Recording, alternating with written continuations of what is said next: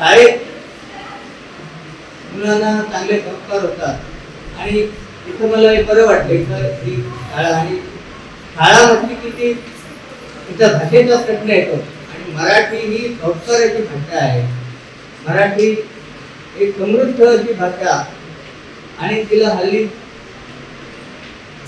याचा दर्जा मिळालेला आहे तुम्हाला सुद्धा माहीत होते आणि त्या दर्जामुळं या भाषेला आता महत्त्व प्राप्त झालेलं आहे.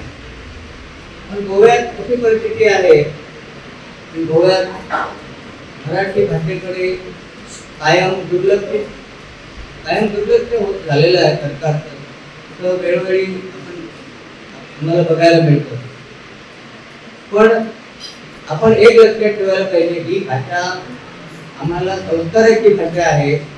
त्या भाषेकडे आपण दुर्लक्ष करून चालणार नाही. आपण ती जिवंत ठेवायला हवी आणि त्यासाठी आपण सर्वांनी एकत्र येऊन या भाषेसाठी प्रयत्न करणे